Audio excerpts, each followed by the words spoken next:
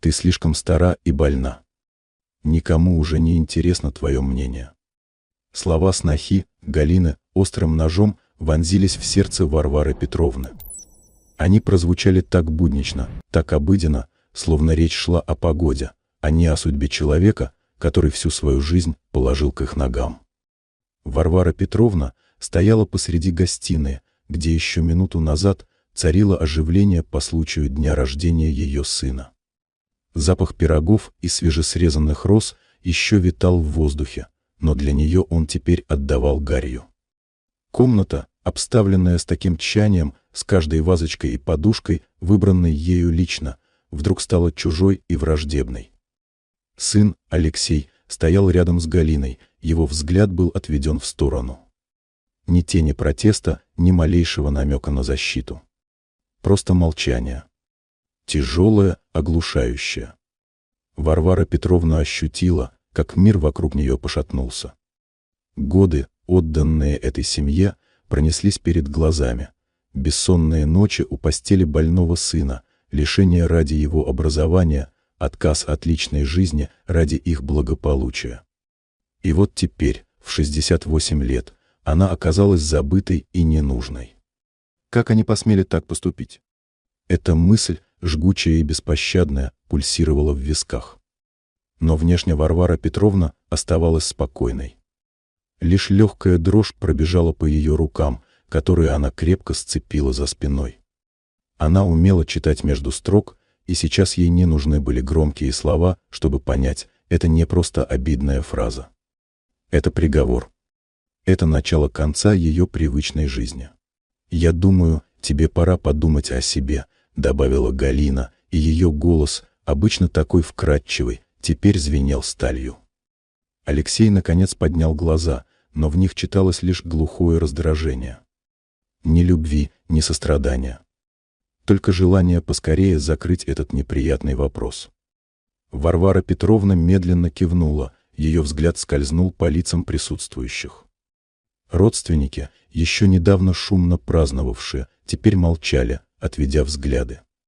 Никто не вступился. Одиночество навалилось тяжелым камнем, пригибая к земле. Она поняла, что за этим унижением стоит нечто большее, чем просто пренебрежение. Это было тщательно спланированное действие, направленное на то, чтобы выбить ее из колеи, лишить опоры. Она вспомнила недавние разговоры о ее здоровье, настойчивые уговоры поехать в санаторий. Тогда это казалось заботой.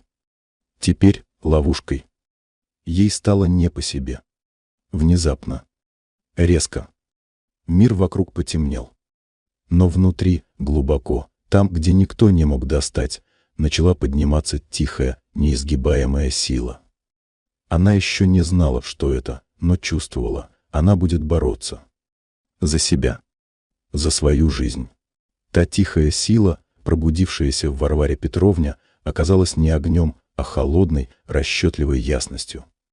В голове вдруг сложились разрозненные кусочки головоломки, которые раньше казались безобидными случайностями. Вчерашний день, когда Галина настойчиво просила ее подписать какие-то бумаги для оформления субсидии, теперь предстал в совершенно ином свете. Она поднялась в свою комнату, где каждый предмет хранил тепло ее рук, ее воспоминаний. Здесь все было по-прежнему. Словно мир внизу в гостиной ей просто приснился. Но ощущение гари во рту было слишком реальным. Варвара Петровна подошла к старому бюро, где хранились ее документы. Руки, чуть дрожа, потянулись к стопке бумаг. Доверенности, счета, пенсионная книжка — все лежало на своих местах. Или почти все. Внезапно взгляд зацепился за одну папку. Она была немного сдвинута, словно кто-то спешно ее возвращал. Внутри лежали квитанции за коммунальные услуги, а под ними старая фотография. Варвара Петровна подняла ее. На снимке, сделанном лет 20 назад, были они все. Она, Алексей, еще совсем юный, Галина, тогда еще с робкой улыбкой. Семейная идиллия. Теперь эта идиллия казалась злой насмешкой. Но дело было не в фотографии. Под ней Варвара Петровна нащупала что-то твердое. Это был ключ. Ни от дома, ни от дачи. Она таких ключей в своей жизни не видела. На его ушке виднелась крошечная гравировка, едва различимая буква «Б» и цифра 17. Что это? И почему он здесь? Она попыталась вспомнить, когда в последний раз открывала эту папку. Кажется, несколько месяцев назад, когда искала квитанцию за свет. Ключа там точно не было. Значит, его подбросили. Но кто? И зачем? Ее мысли метались, пытаясь найти объяснение. Этот ключ казался не просто случайностью, а какой-то подсказкой, намеком на скрытую интригу. «Ты слишком стара и больна», — слова Галины снова прозвучали в ушах. Варвара Петровна крепче сжала ключ в ладони. Она не была ни стара, ни больна настолько, чтобы не заметить происходящего. Напротив, ее разум работал яснее, чем когда-либо. Она вдруг поняла, что все эти заботы о ее здоровье, все эти настойчивые уговоры отдохнуть — это отвлекающий маневр. Но от чего? Варвара Петровна вспомнила, как несколько дней назад Галина, якобы случайно, оставила свой планшет на кухонном столе, а потом отлучилась в ванную. Тогда Варвара Петровна не придала этому значения. Теперь ее сердце жалось. Мысль о планшете Галины не давала покоя. Варвара Петровна медленно спустилась на кухню. Пусто. Все уже разошлись. Она включила свой старенький смартфон, который использовала только для звонков, и начала искать информацию. Как посмотреть чужие сообщения на планшете? Набрала она в поисковике. Руки дрожали от напряжения. Это было так непривычно, так не похоже на нее, всегда честную и прямолинейную. Но теперь, когда ее мир рухнул, она понимала, правила игры изменились. Экран телефона высветил множество статей и видео. Варвара Петровна, хоть и не была подкована в современных технологиях, быстро ухватила суть. Многие мессенджеры и социальные сети имеют веб-версии, доступ к которым можно получить через браузер, если устройство уже авторизовано. В памяти всплыло, как несколько дней назад Галина, торопясь, оставила свой планшет прямо на кухонном столе, а сама отлучилась в ванную. Тогда Варвара Петровна не обратила внимания, но сейчас она вспомнила, что Галина часто пользовалась одним и тем же паролем, связанным с датой рождения Алексея. Скрипя сердце, Варвара Петровна решила проверить свои догадки. Она вернулась в комнату, где лежал тот странный ключ. А что, если он от сейфовой ячейки? Или от банковской ячейки? Но почему тогда он оказался здесь? Варвара Петровна взяла ключик, повертела его в руках. Он был холодный, металлический, но словно нес в себе какую-то тайну. Она вдруг вспомнила, что несколько месяцев назад Галина упоминала, что хочет снять банковскую ячейку для хранения важных документов. Варвара Петровна тогда не придала этому значения. Спустившись снова, Варвара Петровна огляделась. В гостиной было тихо. На кухонном столе лежал блокнот Галины, в котором та обычно записывала рецепты. Варвара Петровна медленно перелистала страницы. Среди кулинарных заметок, в самом конце, она нашла несколько цифр, обведенных кружком, и рядом аббревиатуру БЦС. БЦС. Банк Центрального сбережения? Пронеслось в голове. И цифры. Что это? Номер счета? Номер ячейки? Все начинало складываться в зловещую картину. Руки Варвары Петровны задрожали сильнее. Складывалось ощущение, что ее родные не просто унизили ее, а затеяли какую-то крупную аферу. Она вспомнила, как Алексей несколько раз спрашивал ее о документах на квартиру, о завещании. Она тогда отмахнулась, доверяя сыну. Но теперь она чувствовала, как внутри разгорается пламя возмущения. Варвара Петровна подошла к окну. За ним виднелся сад, который она вырастила своими руками. Каждое дерево, каждый куст — это часть ее жизни. А теперь они хотели отобрать у нее все. Но она не позволит. Не позволит. Прошло несколько дней. Варвара Петровна жила словно в тумане, но ее разум работал четко и расчетливо. Она не подавала виду, что что-то знает. Наоборот, она стала еще более старой и больной, как выразилась Галина, что дало ей возможность наблюдать, слушать и собирать улики. Она заметила, как часто Галина и Алексей перешептывались по вечерам, как они стали более осторожными в своих разговорах, когда Варвара Петровна была рядом. Однажды, когда Галина отвлеклась на телефонный звонок, Варвара Петровна, притворившись, что ищет свои очки, случайно наткнулась на ее телефон, лежавший на диване. Экран был активен, открыт мессенджер. Глаза Варвары Петровны быстро пробежали по строчкам. Это была переписка Галины с ее сестрой, Светланой. Представляешь, эта старая ведьма так ничего и не поняла. Думает, мы ее в санаторий отправляем, а на самом деле завтра едем оформлять все бумаги. Нужно успеть, пока она не опомнилась. Сердце Варвары Петровны замерло. Оформлять все бумаги. Какие бумаги? И что значит, пока она не опомнилась? Холодный пот прошиб ее. Она быстро пролистала вверх, пытаясь найти начало разговора. Вот оно. Главное, чтобы она не узнала о кредитах. А то все полетит к чертям. Кредиты? На ее имя. Варвара Петровна почувствовала, как земля уходит из-под ног. Вот почему Галина так настойчиво просила подписать документы для субсидии. Она вспомнила тот бланк, где была куча мелкого шрифта, который она, доверяя снохе, подписала не читая. Ей стало дурно. Предательство. Глубокое, мерзкое. В этот момент Галина вернулась. Варвара Петровна быстро закрыла телефон, сделав вид, что просто протирает экран. «Что-то ищете, Варвара Петровна?» — спросила Галина, подозрительно прищурившись. «Да так, милая, очки свои». «Совсем память подводит», — ответила Варвара Петровна, стараясь, чтобы голос не дрогнул. Но внутри нее бушевал ураган. Она наконец поняла мотивы антагонистов — жадность. Они хотели не просто выгнать ее из дома, а разорить, повесив на нее свои долги. Неужели ключ связан с их тайными финансовыми операциями? Варвара Петровна вдруг вспомнила, что в их старом семейном альбоме, который она хранила в чулане, были фотографии, сделанные в том самом банке, где, по всей видимости, Галина планировала открыть ячейку. Это была фотография с юбилея их отца, который работал в этом банке. На одной из фотографий был виден герб банка. Она понимала, что ей нужно действовать. Но как? И самое главное, как собрать доказательства, чтобы они не смогли отвертеться? Варвара Петровна лежала без сна. Слова из переписки Галины и найденный ключ — все это складывалось в чудовищную картину.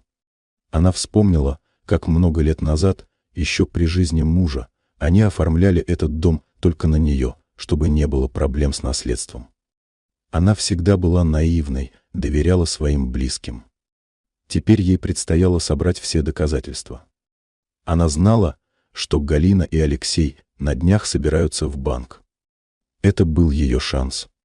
Ей нужно было попасть туда раньше, но так, чтобы никто не узнал о ее намерениях. Утром Варвара Петровна, сославшись на плохое самочувствие, попросила сына и сноху отвезти ее в поликлинику. Она знала, что они попытаются отделаться от нее побыстрее. Так и вышло. Галина быстро вызвала такси, а Алексей лишь равнодушно кивнул. «Да, мама, конечно. Только не забудьте, нам сегодня нужно будет по делам отъехать». Варвара Петровна лишь слабо улыбнулась. Добравшись до поликлиники, она попросила таксиста подождать ее, а сама, сделав вид, что идет к врачу, обошла здание и вызвала другое такси. «Мне нужно в центральное отделение банка Центрального сбережения», — твердо произнесла она, глядя на водителя. В ее голосе звучала решимость. Прибыв в банк, Варвара Петровна сразу направилась к стойке информации. «Мне нужна информация по ячейке, ключ от которой у меня есть», — спокойно сказала она, протягивая тот самый ключик. Сотрудница банка, молодая девушка, с удивлением посмотрела на нее. «Бабушка, Для этого нужно знать номер ячейки и предъявить документы. Варвара Петровна, не теряя самообладания, достала свой паспорт. Я знаю, что номер ячейки связан с датой рождения моего сына. Он открывал ее несколько лет назад, когда я еще неважно себя чувствовала. А вот и ключ. Она показала на гравировку Б и 17. Может быть, это номер ячейки? Буква Б и цифрой 17.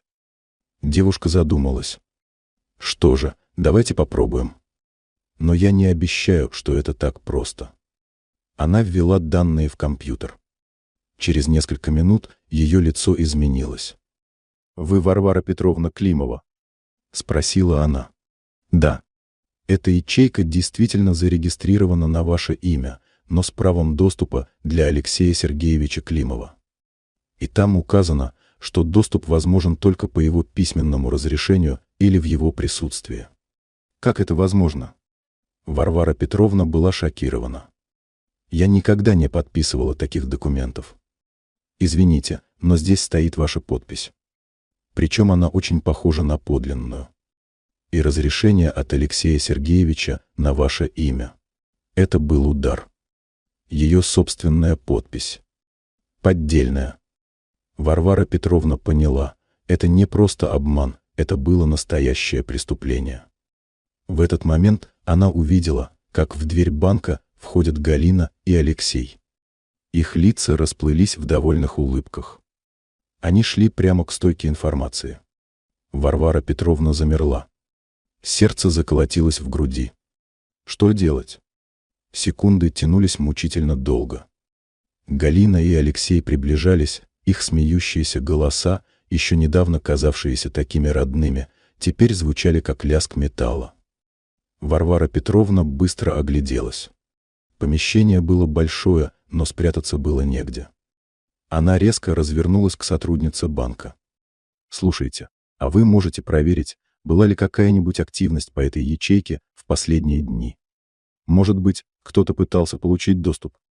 Девушка, слегка опешив от такой внезапной просьбы, тем не менее, быстро ввела запрос. «Да, Варвара Петровна. Вчера был запрос на открытие. От Алексея Сергеевича Климова. Но ему отказали, так как не было вашей личной подписи и необходимого документа». Варвара Петровна ощутила легкое облегчение. Значит, не все потеряно. Они еще не успели добраться до содержимого. В этот момент Галина окликнула ее. «Варвара Петровна, вы что здесь делаете?» Ее голос был полон притворной заботы, но глаза сузились. Варвара Петровна медленно обернулась. «Ах, дети мои! Что вы тут делаете?» «Я приехала свою пенсию проверить, что-то мне кажется, что недоплачивают». Она притворно покачала головой. Галина и Алексей переглянулись. На их лицах мелькнуло разочарование, но они тут же надели маски. «Варвара Петровна, ну как же так? Мы же вас в поликлинику отвезли. Зачем вы сами-то?» Галина пыталась выглядеть обеспокоенной. «Да что же, я старая, но не совсем выжившая из ума. Разве же я не могу сама по своим делам съездить?» Варвара Петровна усмехнулась, внутренне торжествуя. Она заметила, как Галина незаметно потянулась к своей сумочке, словно что-то там проверяя. И тут Варвару Петровну осенило. Мобильный банк. Наверняка у Галины есть доступ к ее счетам через приложение. Ведь она постоянно помогала ей оплачивать коммунальные услуги онлайн. Варвара Петровна, сделав вид, что ищет платок, незаметно взглянула на экран телефона Галины, который та достала из сумочки. Приложение банка. И счет. Ее счет. На нем была внушительная сумма. А рядом, в графе «Кредиты», огромная цифра. И рядом мелким шрифтом, оформлено на имя Варвары Петровны Климовой. Галина быстро убрала телефон. «Ну что, Варвара Петровна, пойдемте домой. Мы вас отвезем». «Пойдемте, пойдемте», — кивнула Варвара Петровна. Она была спокойна. Она знала, что у нее в руках не только ключ от ячейки, но и знание, которое даст ей силу. Она понимала, что эта ситуация — лишь малая часть их грязных игр. По дороге домой Варвара Петровна молчала, размышляя. Она должна была действовать быстро и решительно. Ей нужно было не только остановить их, но и отомстить. Так, чтобы они пожалели о каждом своем слове, о каждом своем поступке. Она вспомнила, что у ее соседки, Марии Ивановны, сын работает юристом. Он мог бы помочь. На следующий день Варвара Петровна, сославшись на плохое самочувствие и желание подышать свежим воздухом, отправилась к соседке. Мария Ивановна встретила ее с искренним беспокойством. «Что-то ты совсем плоха, Варвара Петровна. Бледная такая». «Да, Мария Ивановна, не все так просто. Мне нужна твоя помощь. Очень деликатное дело. Твой сын ведь юрист». Мария Ивановна, заинтригованная, кивнула. «Да, мой Сережа. А что случилось-то?» Варвара Петровна понизила голос и начала рассказывать. О предательстве, о кредитах, о поддельной подписи, о ячейке и странном ключе. Мария Ивановна слушала, все больше хмурясь. «Господи, Варвара Петровна! Да это же чистое мошенничество. Мой Сережа обязательно тебе поможет. Я сейчас ему позвоню». Сын Марии Ивановны, Сергей, оказался очень внимательным и профессиональным юристом. Он внимательно выслушал Варвару Петровну, задавая уточняющие вопросы. «Варвара Петровна, нам нужны доказательства. Любые. Записи разговоров, фотографии, документы. Все, что может подтвердить ваши слова». Варвара Петровна достала блокнот Галины с загадочными цифрами и аббревиатурой, тот самый ключ, а также рассказала о подслушанной переписке в планшете. «Понимаете, Галина и Алексей что-то замышляют с домом. Они уговаривали меня уехать в санаторий, а я чувствую, что хотят оформить дом на себя». Сергей задумчиво кивнул. «Варвара Петровна, я думаю, нам нужно подать заявление в полицию о мошенничестве и подделке документов. Но это не все. Мы должны опередить их». «Как?» Глаза Варвары Петровны загорелись решимостью. «Вам нужно временно заблокировать все свои счета и отменить все доверенности. Я составлю необходимые заявления. А затем, если есть возможность, тайно установите в доме скрытые камеры. Современные технологии позволяют это сделать очень просто. Мы должны получить неопровержимые доказательства их действий». Идея с камерами показалась Варваре Петровне рискованной, но она понимала, что другого пути нет. «Я постараюсь», — сказала она. Вернувшись домой, Варвара Петровна начала действовать.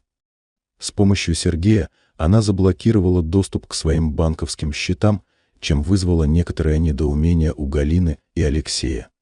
«Варвара Петровна, почему вы не можете оплатить коммуналку? Что-то с вашей картой?» — спрашивала Галина. «Ох, доченька, сама не пойму. Сказали, сбой какой-то, нужно в банк ехать разбираться. Вот я завтра и поеду». Галина и Алексей переглянулись. В их глазах читалось беспокойство. План Варвары Петровны начинал работать. Она видела, как их уверенность медленно тает, как они начинают нервничать. И это давало ей силы. Блокировка счетов, хоть и притворно объясненная техническим сбоем, посеяла панику в рядах антагонистов. Варвара Петровна, наблюдая за ними, видела, как Галина и Алексей стали чаще созваниваться с кем-то, их голоса становились все более взволнованными. Она поняла, что они готовят какой-то новый ход. С помощью Сергея, который тайно привез ей миниатюрные камеры, Варвара Петровна установила их в нескольких стратегических местах: в гостиной, где чаще всего собирались, и на кухне. Это было непривычно, даже немного стыдно, подслушивать и подглядывать за теми, кого она считала своей семьей. Но другого выхода не было. Через 2 дня, под предлогом поездки к старой подруге, Варвара Петровна на целый день уехала из дома, оставив камеры включенными. Она знала, что отсутствие хозяйки развяжет им руки.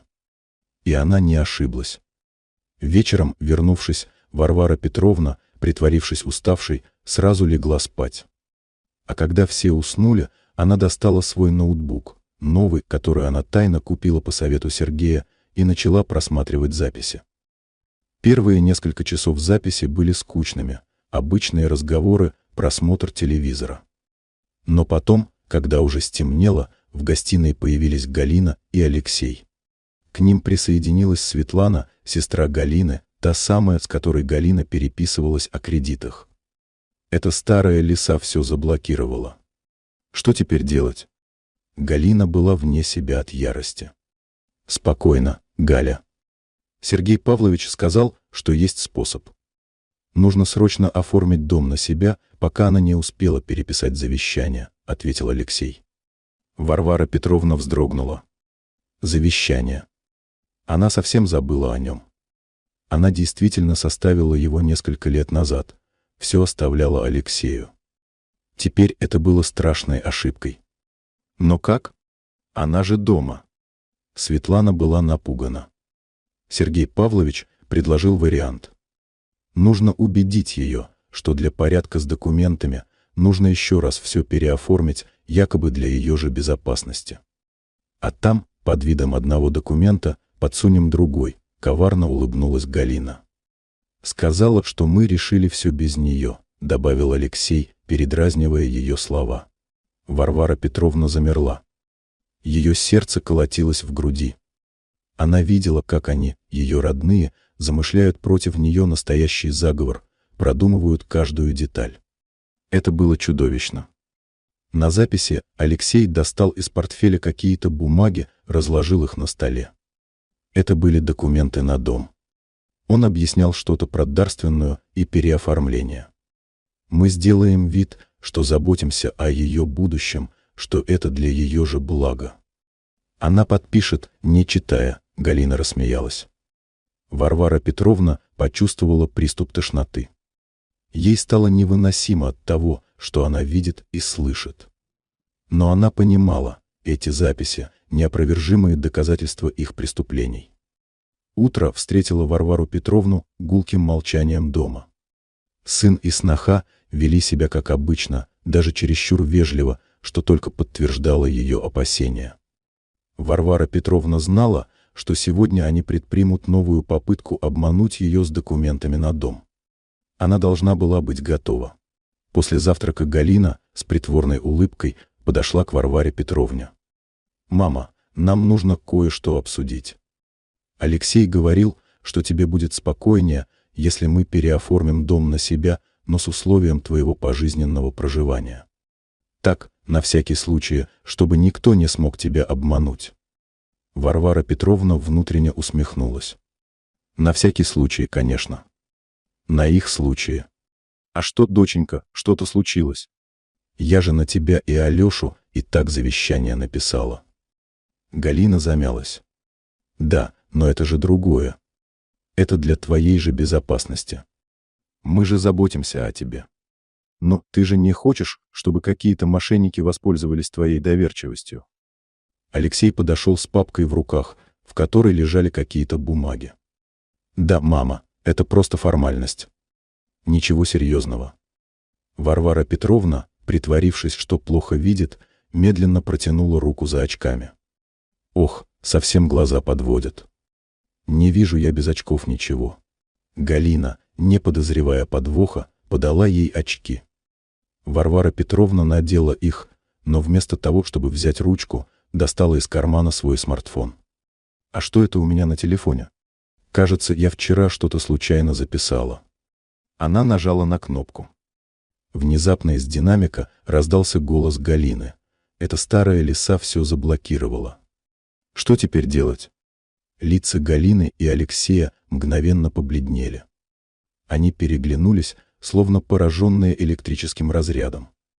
Голос Светланы. Нужно срочно оформить дом на себя, пока она не успела переписать завещание. Алексей сделал шаг к Варваре Петровне, пытаясь отобрать телефон. «Мама, что это за чушь?» «Чушь? Ты называешь чушью то, что я слышу своими ушами?» Варвара Петровна повысила голос, ее глаза сверкали. «И это ты, сын, так заботишься о моей безопасности? Подсовываешь мне дарственную вместо каких-то там формальностей?» На записи послышался голос Галины. «Мы сделаем вид, что заботимся о ее будущем». Она подпишет, не читая. Галина закричала: «Это монтаж. Ты все подстроила». «Монтаж?» Варвара Петровна засмеялась, горько и громко. «А это тоже монтаж?» Она нажала другую кнопку. Появилось видео, снятое скрытой камерой. На нем Галина, Алексей и Светлана сидели за столом, разглядывая документы на дом и обсуждая свой план. Их лица исказились от ужаса. Они были пойманы с поличным. Варвара Петровна выключила телефон. «Я знала, что внутри вас осталась тихая, неизгибаемая сила. Я видела ее. И сейчас я ее чувствую». Тишина в гостиной была оглушающей. Галина и Алексей стояли, не в силах пошевелиться, их лица выражали смесь шока, злости и паники. Светлана, сестра Галины, уже успевшая незаметно выскользнуть из комнаты, избежала прямого столкновения. Варвара Петровна смотрела на них, и в ее сердце не было жалости. Только холодная, ноющая боль от осознания глубины их предательства. «Всю жизнь я вам отдала», — тихо, но четко произнесла она. «Свою молодость, свои силы. Я верила вам. А вы? Вы хотели лишить меня всего. Обмануть. Обобрать». Алексей, наконец, очнулся. «Мама, это все не так. Это Галина, она меня подговорила». Он попытался переложить вину. Галина взорвалась. «Что ты несешь? Это ты сам все придумал. Ты же хотел дом себе, когда я предложила на тебя записать». Их ссора была громкой, полной взаимных обвинений. Варвара Петровна лишь покачала головой. Она видела их истинную сущность, жадность, подлость, эгоизм. Это не были люди, ради которых стоило жить. «Хватит!» Ее голос прозвучал властно и неожиданно громко. Они замолчали, словно пораженные. «Теперь слушайте меня.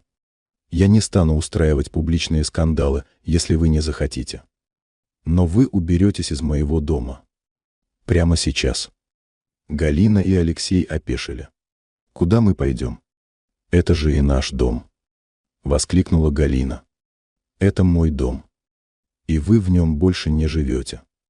Варвара Петровна достала из кармана связку ключей. Она заранее, по совету Сергея, договорилась со слесарем, чтобы тот поменял замки, как только они уйдут. «У вас полчаса, чтобы собрать вещи. Если вы не уйдете, я вызову полицию. И тогда эти записи, вместе с заявлениями о мошенничестве и подделке документов, станут достоянием общественности. А это, поверьте, вам не понравится». Галина и Алексей поняли, что Варвара Петровна не шутит. Угроза публичного разоблачения, позора была для них страшнее всего. Они молча направились к своим комнатам. Варвара Петровна наблюдала за ними, и странное чувство поднималось в ней. Это была не злость, не радость. Это было освобождение. Освобождение от оков, которые она сама на себя наложила, посвятив всю свою жизнь тем, кто ее не ценил. Через полчаса Галина и Алексей с сумками стояли в прихожей. Они выглядели жалко, растерянно.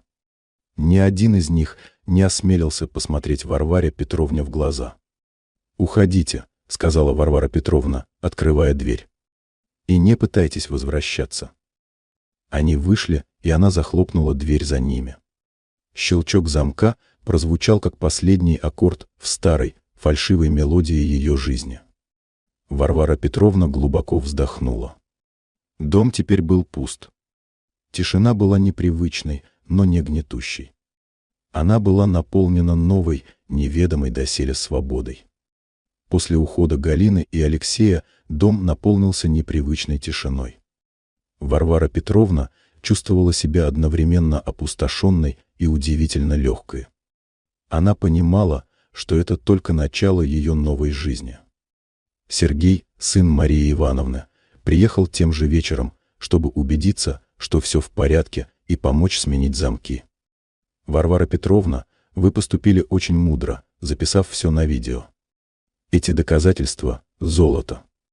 Если они попробуют вернуться, мы будем готовы, сказал он, пока возился с дверным замком. Я думаю, они не посмеют, ответила Варвара Петровна, глядя в окно. Они слишком боятся позора. На следующий день телефон Варвары Петровны не умолкал. Звонили родственники, общие знакомые. Одни выражали сочувствие, другие притворно беспокоились, пытаясь выяснить, что произошло. Она коротко отвечала, что разобралась с давней проблемой и теперь все хорошо. Галина и Алексей тем временем остались на улице. Они пытались звонить Варваре Петровне, но она заблокировала их номера.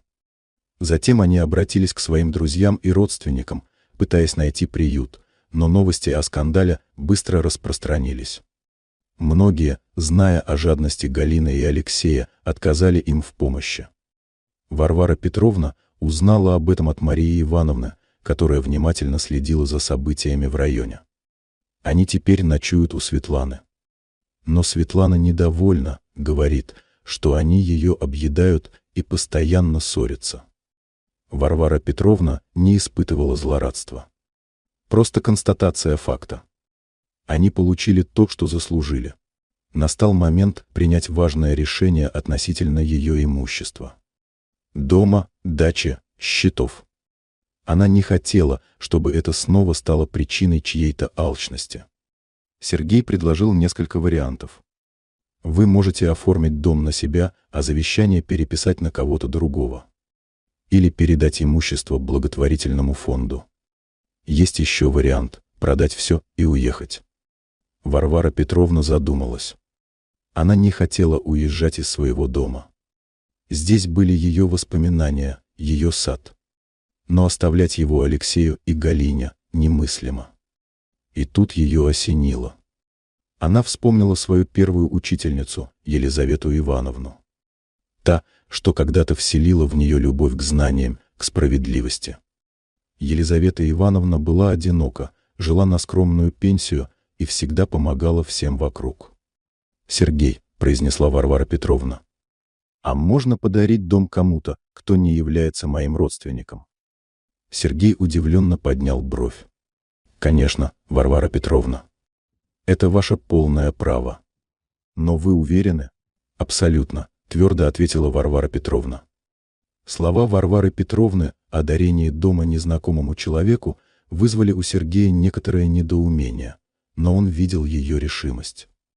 Она рассказала ему о Елизавете Ивановне, о ее доброте и справедливости. Сергей составил все необходимые документы. Через несколько дней Варвара Петровна и Елизавета Ивановна сидели в нотариальной конторе. Елизавета Ивановна, узнав о намерениях Варвары Петровны, была глубоко тронута.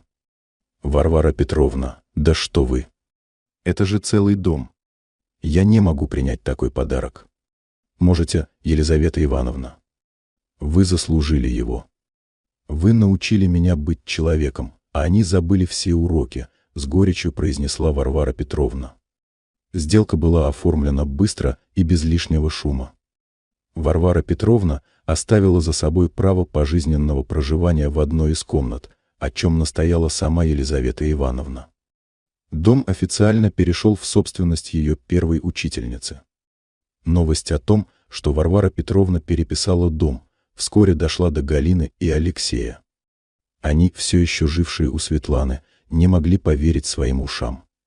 Сначала они думали, что это слухи. «Не может быть. Она же обещала нам.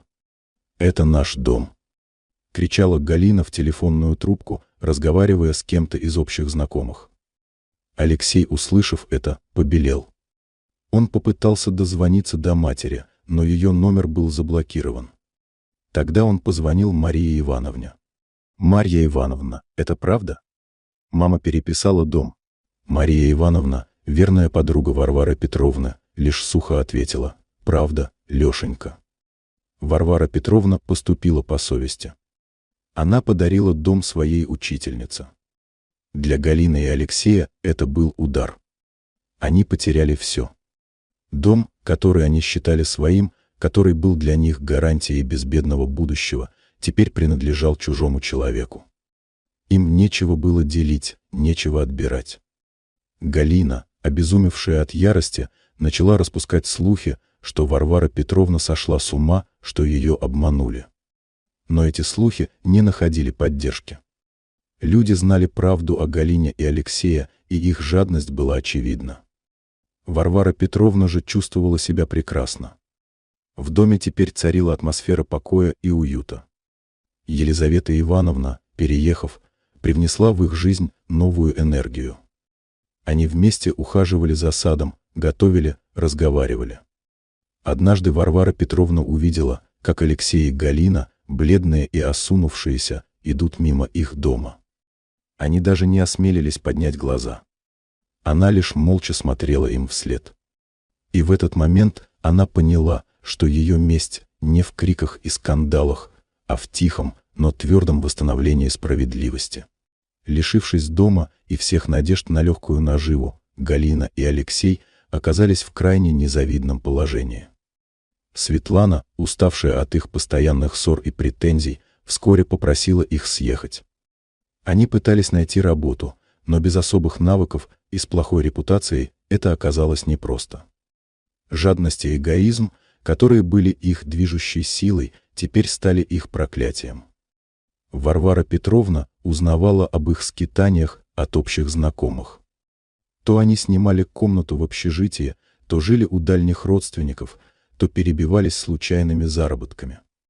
Они часто ссорились, обвиняя друг друга в своих неудачах. Варвара Петровна не чувствовала ни жалости, ни удовлетворения. Просто ровное, спокойное осознание того, что справедливость восторжествовала. Ее собственная жизнь, напротив, расцветала.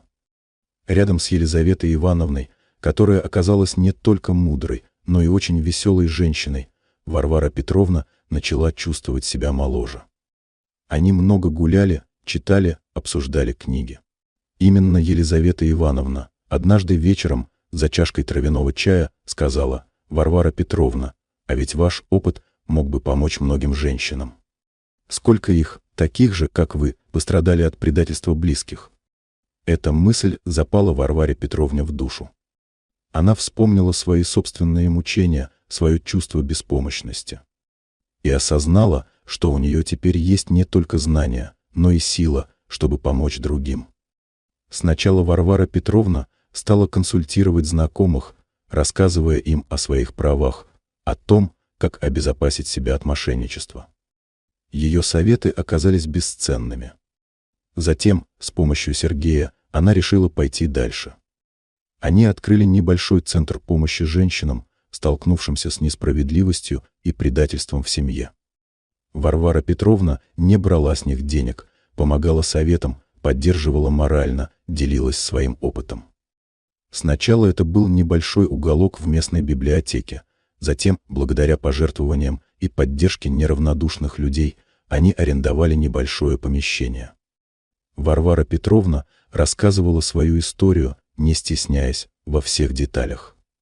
Она учила женщин читать между строк, не доверять слепо, бороться за себя. Ее слова находили отклик в сердцах тех, кто пережил похожее. Она видела, как в глазах уставших, сломленных женщин снова загорается искорка надежды. Она помогла нескольким женщинам вернуть отобранное имущество, защитить свои права. Галина и Алексей, узнав о новом занятии Варвары Петровны, пытались высмеять ее, называли ее сумасшедшей бабкой, но их слова уже не имели веса. Их собственная жизнь была разбита, а Варвара Петровна, несмотря на все пережитые унижения, восстала из пепла, стала сильнее и обрела новый смысл. Успех центра Варвары Петровны не остался незамеченным. Истории спасенных женщин, рассказанные ею лично, быстро распространялись, привлекая все больше нуждающихся в помощи. Но вместе с известностью пришла и новая угроза. Галина и Алексей, узнав о растущем влиянии Варвары Петровны, почувствовали себя оскорбленными. Им казалось, что она не просто живет своей жизнью, а насмехается над ними, выставляя их в дурном свете. Их ненависть разгоралась с новой силой. Они стали звонить в центр, оставлять анонимные угрозы, распускать грязные слухи о Варваре Петровне и ее подопечных. Эта старая мошенница просто наживается на чужом горе. Кричала Галина по телефону, представляясь бывшей сотрудницей центра. Однако Варвара Петровна была готова. Она уже не была той наивной женщиной, которая верила каждому слову. Под руководством Сергея она установила в центре систему видеонаблюдения, а все входящие звонки записывались. Однажды, когда Варвара Петровна проводила очередное занятие, в дверь центра ворвались Галина и Алексей. Они были пьяны, их лица искажены злобой. «Ты, старая тварь! Думаешь, ты победила?» — заорал Алексей, его голос дрожал от ненависти. Женщины, присутствовавшие на занятии, испуганно сжались. Но Варвара Петровна оставалась спокойной. «Выйдите отсюда.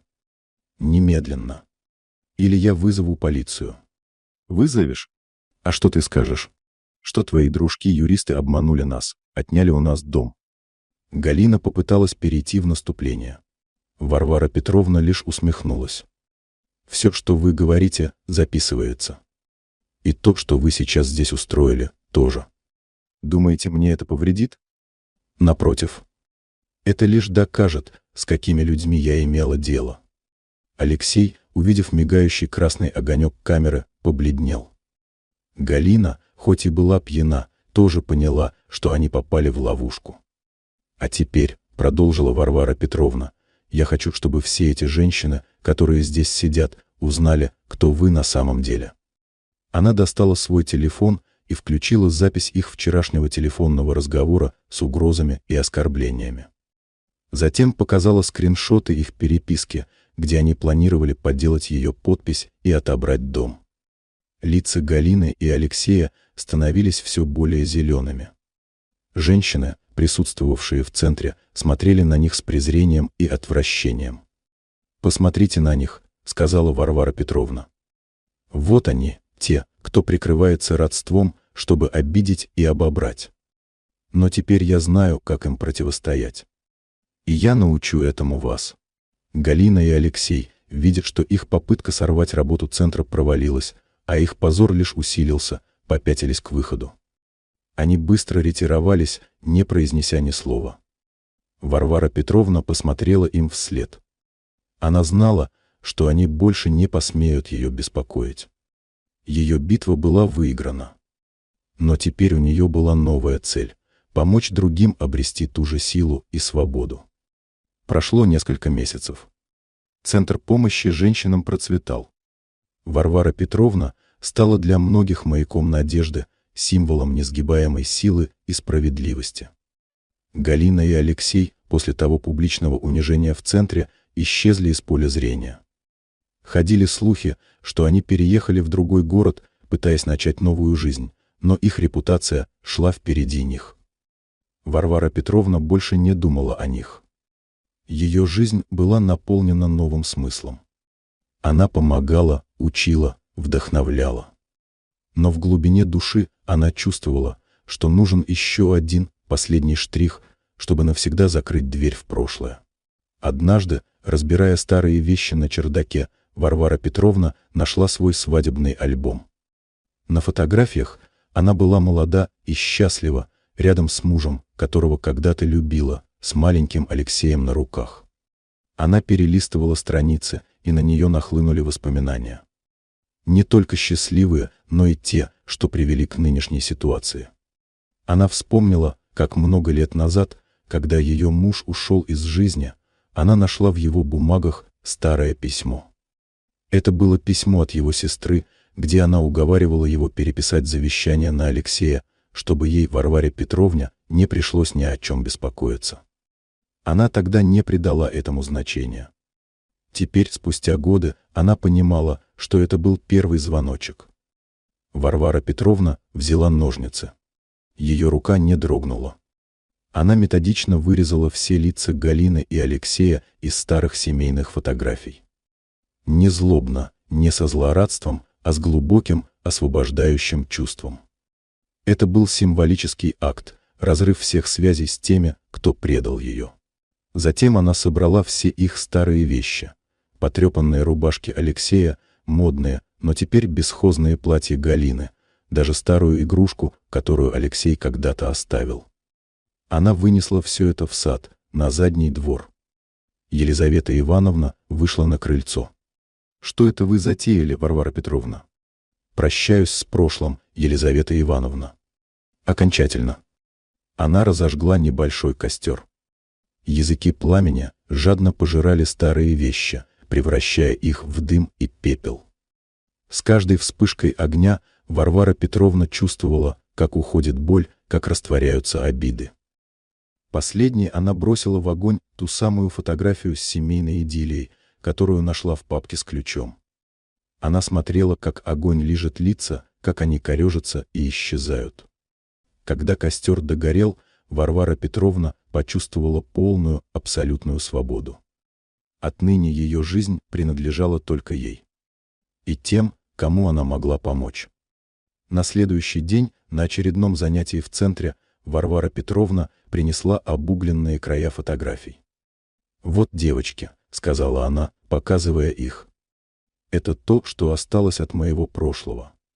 От тех, кто пытался меня сломить. И ничего, кроме этого, от них не осталось. И у вас так будет. Главное — верить в себя и не прощать фальшь». Ее слова были просты, но они прозвучали как гимн силе духа, как призыв к новой, честной жизни. И женщины слушали ее, их глаза сияли надеждой. Спасибо за прослушивание. Обязательно напишите ваши впечатления о истории в комментариях. До встречи в новых видео.